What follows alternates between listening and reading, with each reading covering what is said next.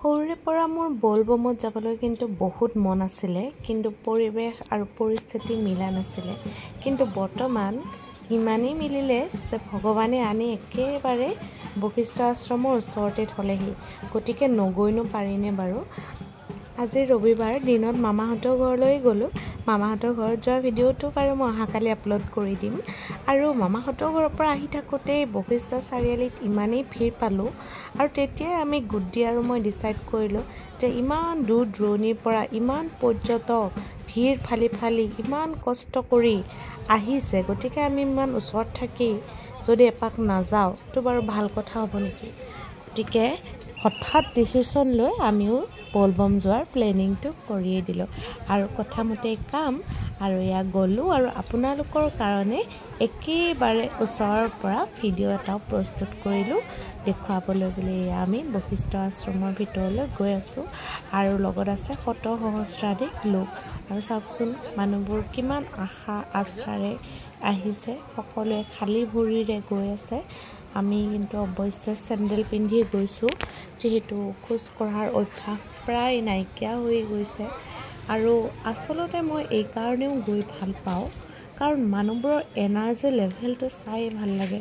ভগৱানক পাবৰ কাৰণেই হওক, কাৰোবাৰ কিবা মনোকামনা পূৰণ কৰাৰ ইচ্ছাৰেই হওক, যেনেকৈ নহওক মানুহবোৰ দৌৰি ঢাপলি ভগৱানৰ কাষলৈ আহিছে, নিজৰ মনৰ আশা আকাংক্ষাবোৰ ব্যক্ত কৰিছে আৰু বিভিন্ন কাৰণত মানুহবোৰ আহিছে। গতিকে ইমান মানুহ যেতিয়া একত্ৰিত হৈছে, এনে এখন পুণ্যভূমিত যাবলৈ পোৱাটো বহুত ভাগ্যৰ কথা। আৰু বিশেষকৈ সেইটো দিনত, আমিতো অন্য দিনা আহিয়ে থাকোঁ, কিন্তু আজি এই বলবমৰ ৰাতিটো কিন্তু বিশেষ, কিয়নো ইয়াতে একেলগে ইমানখিনি মানুহ লগ পায় আৰু সকলোৱে চাওকচোন ইমান ধুনীয়াকৈ গেৰুৱা ভূষণ পৰিধান কৰি আহে।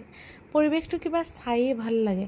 আৰু বলবমৰ বহুতো নীতি নিয়ম আছে, আমি এই নিয়মবোৰ একেবাৰে অনভিজ্ঞ, যদিও কিছুমান দেখি দেখি শিকিছোঁ।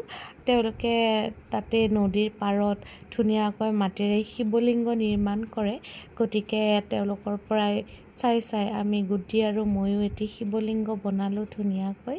আৰু এয়া আপোনালোককো দেখুৱাম অকণমান শিৱলিংগ বনোৱা ভিডিঅ', চাবচোন বাৰু কেনেকুৱা হৈছে জনাব। আৰু বলবমলৈ কোন কোন গৈছে কমেণ্ট কৰি জনাব। আৰু যিসকলো বলবমলৈ যোৱা নাই তেওঁলোকে ঘৰত বহিয়েই মোৰ ভিডিঅ'টোতেই সেৱা ল'ব পাৰিব। আৰু বেয়া কমেণ্ট কোনেও নকৰিব, কাৰণ এইবিলাক হৈছে মানুহৰ আস্থা আকাংক্ষাৰ কিছুমান বিষয়, যাক আমি কোনো প্ৰশ্ন কৰাটো উচিত নহয়। কাৰণ ধৰ্ম মানুহৰ নিজৰ মনৰ ধাৰণা, যোনে যাক যেনেকৈ ভাল পাইছে তেনেকৈ পূজা কৰিছে, আৰু ইয়াত আমাৰ প্ৰশ্ন কৰাৰ কোনো দৰকাৰ নাই বুলি মই ভাবোঁ।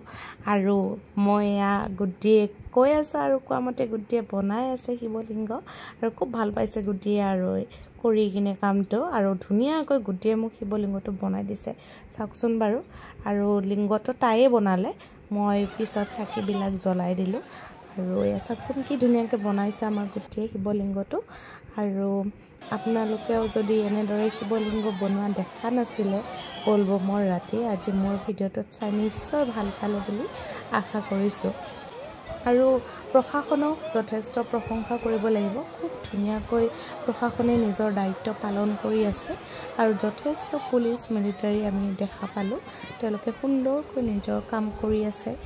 আৰু আহি থাকোঁতে বাটত পানী, খোৱা জুচ ইত্যাদি যথেষ্ট বিতৰণ কৰি আছে বিভিন্ন NGO ইত্যাদিৰ তৰফৰ পৰা।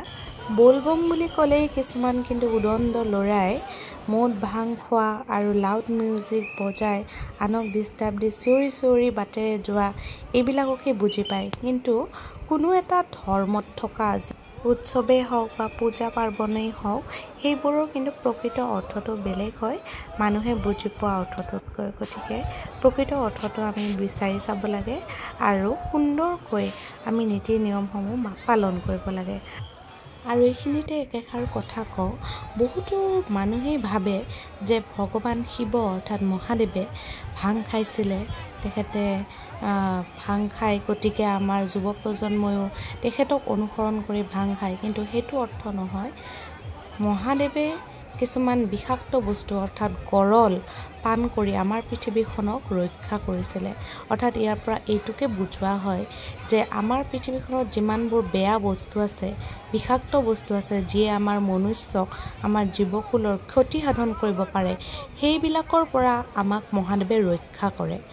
তেওঁ নিজেই বিষ পান কৰিছে, গতিকে তেখেতৰ ডিঙিয়েই বিষ পান কৰাৰ ফলত নীলা হৈ গৈছে, যাৰ কাৰণে তেখেতক আমি নীলকণ্ঠ বুলি কওঁ। গতিকে এই শাওণ মাহত তেখেতক যাতে অকণমান আমি তেখেতৰ বডিটো, দেহটো আমি শীতল কৰি ৰাখিব পাৰোঁ, তাৰ কাৰণে তেওঁৰ মূৰত অহৰহ পানী ঢালি থকা হয়।